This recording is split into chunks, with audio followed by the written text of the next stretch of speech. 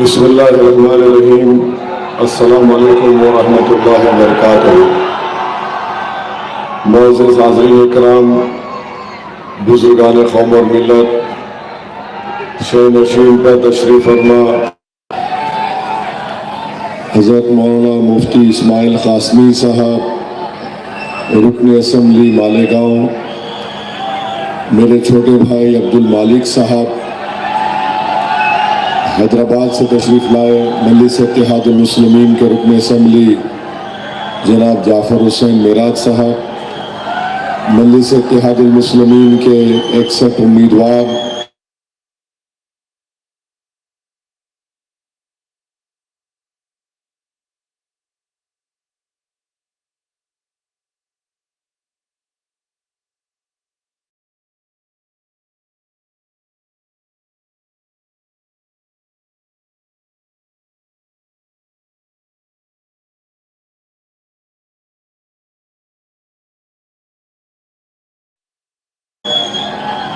मलाला मालिक से मजलिस इत्तेहादुल मुस्लिमीन का मेयर होगा और उस मेयर का नाम मुफ्ती इस्माइल क़ासमी साहब ने ऐलान किया। मैं उसकी तायीद करता हूँ और हम अल्लाह से दुआ करते हैं कि अब्दुल मालिक साहब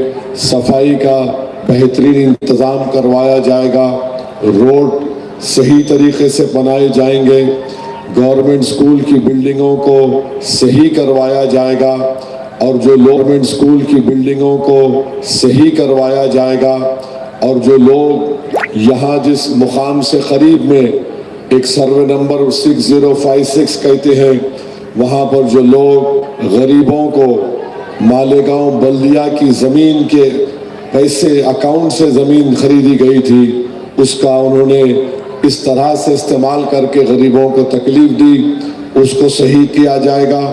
यहाँ से करीब में एक गटर में गिरकर हाफिज साहब का इंतकाल हुआ। आप बताइए 2026 में हम आ गए हैं, क्या कोई गटर में गिरकर, वो भी हाफिज कुरान उनका इंतकाल, और फिर ये जो शेख आसिफ साहब हैं, ये इनके छोटे भाई माशाल्लाह स्कूल की तामीर किसने की? सर्व शिक्षा अभियान के स्कूल तामीर करवाए। जाकर देखिए स्कूल में, वहाँ पर ना बैतुल खला नज़र आता है, ना कोई बुनियादी सहूलतें नज़र आती हैं। इस जलसेगाह के करीब में गवर्नमेंट स्कूल की बिल्डिंग बनाई गई है। मेरे पास बल्दिया की रिपोर्ट है जिसमें कहा गया कि वो बिल्डिंग कभी भी गिर सकती है। पिछले 15 साल से यहाँ पर रिश्वतखोरी के ज़रिए और यहाँ पर मालेगांव की आवाम को धोखा देकर कोई काम नहीं करवाया जा रहा है। मैं आपको पूरी जिम्मेदारी और यकीन के साथ कह रहा हूँ कि अगर सालाना 200 करोड़ रुपये ईमानदारी से यहाँ पर खर्च किए जाएंगे तो मालेगांव को हम नासिक शहर से खूबसूरत बना सकते हैं। इसीलिए मेरी आप तमाम से अपील है कि इस बार आप अपना एक एक वोट को ज़ाय मत करिए और मजलिस इत्तेहादुल मुस्लिमीन के तमाम 61 उम्मीदवारों के हक़ में जहाँ पर पतंग का निशान आपको नज़र आएगा, वहाँ पर आप बटन दबाकर मालेगांव से को रिश्वतखोरी से छुटकारा दिलाने के लिए और मालेगांव को एक खूबसूरत शहर बनाने के लिए, जहां पर बुनियादी सहूलतें आपको मुहैया हो, जहां पर अस्पताल और स्कूल सही बनाए जाए, मैं आपका इससे वादा कर रहा हूं।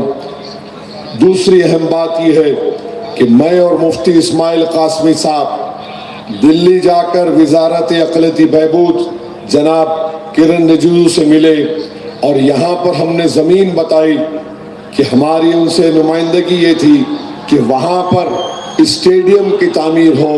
उस सिलसिले में भी अल्हम्दुलिल्लाह मरकज़ी वज़ीर ने यहाँ की महाराष्ट्र के मुताल्लिक़ा वज़ीर को लेटर लिखा कि मेरे पास से मुफ्ती इस्माइल साहब आए थे और उन्होंने मुझे कहा कि मालेगांव में स्टेडियम तामीर करना है, अगर यहाँ की महाराष्ट्र की हुकूमत फ़ौरन प्रपोज़ल भेजाएगी तो हम उसके लिए पैसा देने के लिए तैयार हैं। तो मैं आपको बता रहा हूँ कि मुसलसल मालेगांव के सिलसिले में जो भी मसले मसाइल होते हैं मुफ्ती इस्माइल कासमी साहब से मैं बराबर राबते में हूँ। यहाँ के पावरलूम इंडस्ट्री का मसला आया, हम जाकर मुताल्लिक़ा वज़ीर से मिले, उस पर भी ये लोग उंगलियां उठाए कि देखो इनके साथ जाकर मिले। अरे दीवाने, हमको मिनिस्टर की से मतलब ये है क्योंकि मिनिस्टर है, उसकी सियासी सोच हमारी सोच बिल्कुल मुख्तलिफ है। समंदर के दो किनारे एक नहीं हो सकते, मगर वो मुताल्लिक़ा वज़ीर है।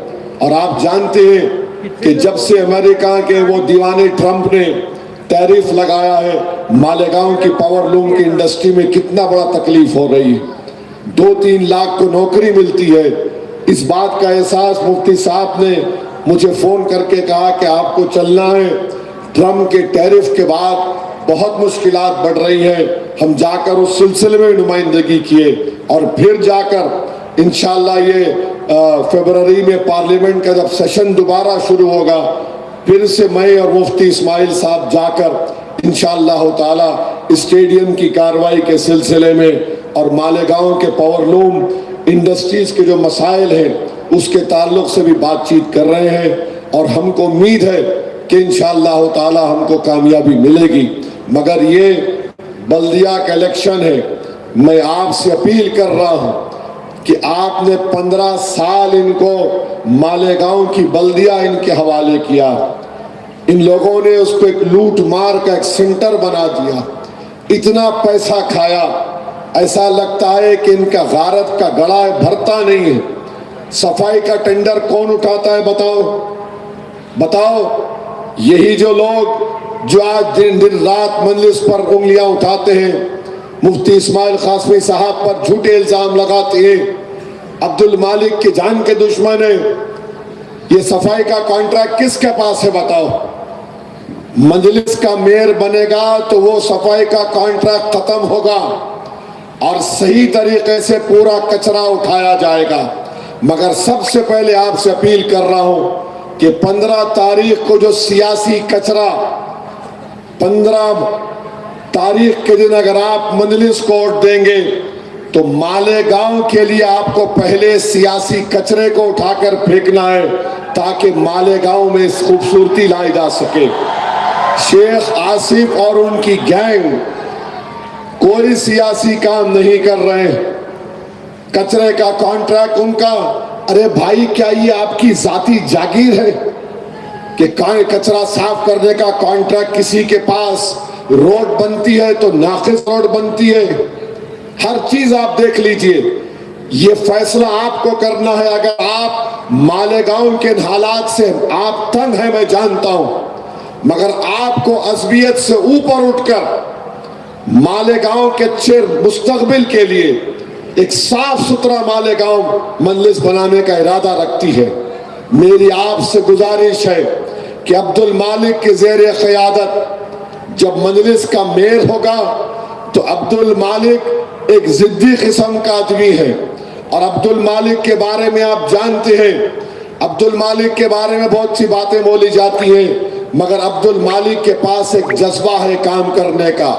और मुझे पूरा यकीन है कि रिश्वतखोरी का खात्मा होगा, रोड सही बनाए जाएंगे, नालियां सही बनाई जाएंगी, पीने के पानी के पाइपलाइन को सही तरीके से नए तरीके से डाला जाएगा, कचरा उठाया जाएगा, स्कूल की नई बिल्डिंगें बनाई जाएंगी। ये मजलिस इत्तेहादुल मुस्लिमीन करना चाहती है। इन जालिमों को मौका मत दीजिए।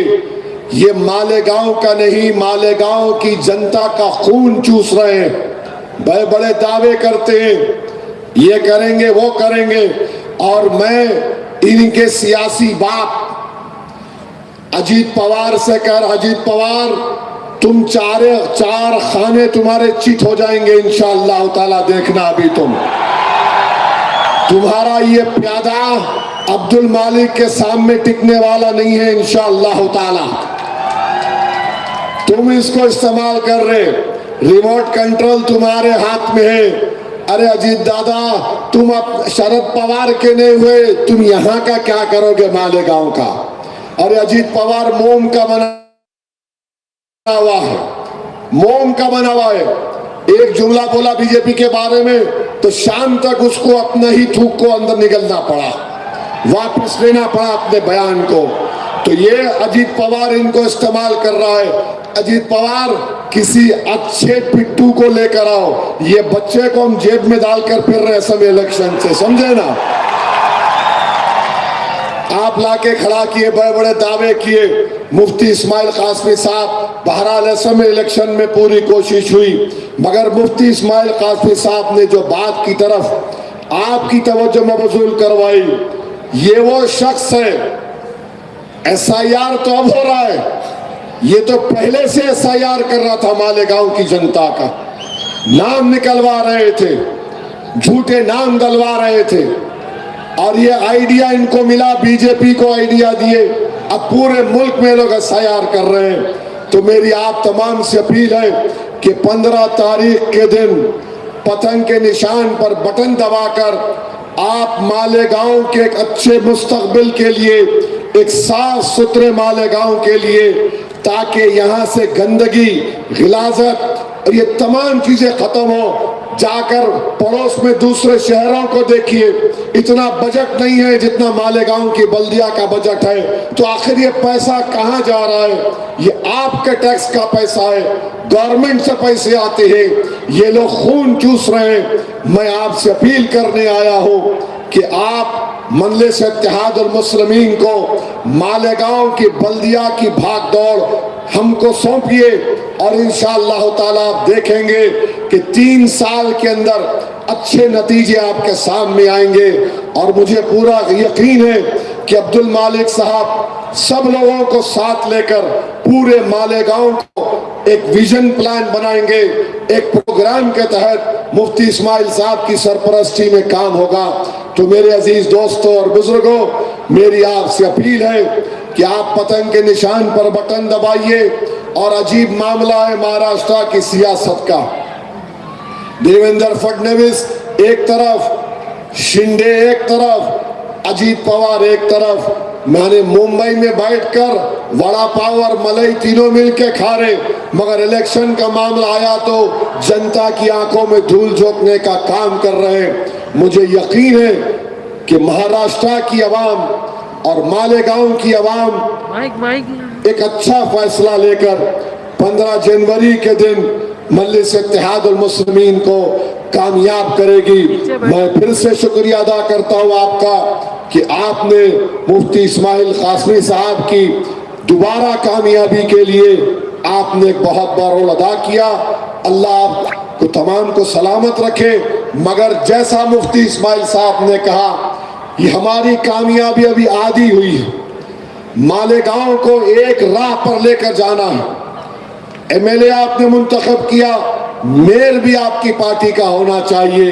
तो मेरी आपसे अपील है कि जिन लोगों का कोई सियासी वजूद नहीं है, मैं जानता हूं कि बीजेपी का एक नाकारा लीडर, बर्थ सर्टिफिकेट के नाम पर परेशानियां हमको आ रही हैं, उसको भी इंशाअल्लाह ताला अगर मजलिस का मेयर बैठेगा तो कानूनी तरीके से उसको हल किया जा सकता है। मगर ये लोग जिनकी जिम्मेदारी थी वो उसको हल नहीं कर सके। आप जानते हैं कि उस सिलसिले में भी जब मैं मालेगांव आया था, हम जाकर DCP या जो भी पुलिस के आलादार थे उनसे मुलाकात किए। तो मेरे अजीज दोस्तों और बुजुर्गों, मैं आपको एक और बात बताना चाहता हूँ। बिहार में जो एक मुस्लिम खातून, एक डॉक्टर का तकर्रुर हुआ था और नीतीश कुमार ने उनका निकाब भी चेक किया था। हमने मैंने, अख्तरुल ईमान साहब ने, हमारे तौसीफ आलम साहब ने, पूरे एमएलएस ने, हमारी उस बेटी के, उनके शौहर से मैंने बात की और उनसे इल्तिजा की कि 31 दिसंबर से पहले आप उनसे कहिए कि वो नौकरी को ले लें, क्योंकि ये लोग, अगर हमारी बेटियां खामोश बैठ जाएंगी, पीछे हट जाएंगी, तो फिर ये हमेशा ऐसा ही करते रहेंगे और हुकूमत की मुलाजमतों में मुसलमानों का तनासुब बहुत कम है। मैंने उनके शौहर से बात करके कहा कि इन जालिमों ने गलती की है, मगर अगर आप पीछे हट जाएंगे तो फिर बहुत बड़ा नुकसान हो सकता है मुस्तकबिल में। मैंने उनको मिसालें दी कि इस्लाम की तारीख में अगर सबसे पहले किसी ने शहादत दी तो हजरत सुमैया ने दी थी, एक खातून थी। मैंने हम सब मिक्स समझाए उनको, मगर उनके शौहर ने कहा कि साहब हम पर बहुत बुरा वक्त गुजरा है और हमारी वाइफ एमडी कर रही है, तो हम एमडी करवाना चाहते हैं।